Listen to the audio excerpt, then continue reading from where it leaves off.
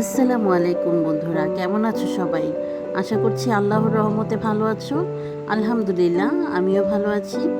তো আজ আমি একটা রেসিপি শেয়ার করতে চলে এসেছি। রেসিপিটি হলো, এখানে ফুলকো ফুলকো লুচি দিয়ে একটা সবজি ডাল করেছি। তো চলো শুরু করা যাক। প্রথমেই আমি এখানে লুচি ভেজে নিচ্ছি।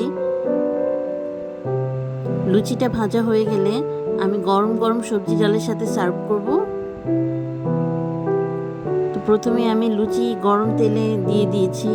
এক পিঠ হলে আরেক পিঠ উল্টিয়ে ভেজে নিব।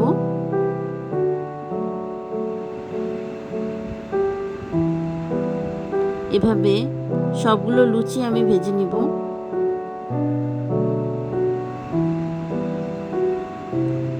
লুচি ভাজতে ভাজতে আমার মনে পড়ে গেল আরেকটি কথা, যেটা হলো আমরা যারা কন্টেন্ট মনিটাইজেশন পাইনি তারা মন খারাপ করে বসে আছি।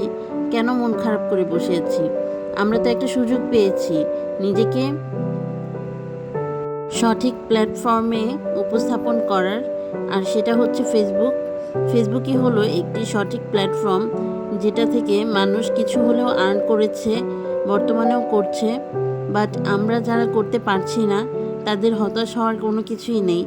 তাদের মনের ভিতরে একটা উৎফুল্ল কাজ করে, আমরা তো একটা প্ল্যাটফর্ম পেয়েছি, নিজেকে ভালো করে উপস্থাপন করব, এমনকি প্ল্যাটফর্মে জয়ী হব। সো মন খারাপ না করে, একে অন্যকে হিংসা না করে, সবাই ছোট বড় সবাই মিলে এগিয়ে আসলেই এই প্ল্যাটফর্মে নিজেকে নিজের আত্মসত্তাকে নিয়ে লক্ষ্যে পৌঁছতে পারবো। তো এখানে আমি গরম গরম ধোয়া ওঠা সবজি ডাল নিয়ে নিয়েছি। দেখো, এটা আমি রান্না করেছি।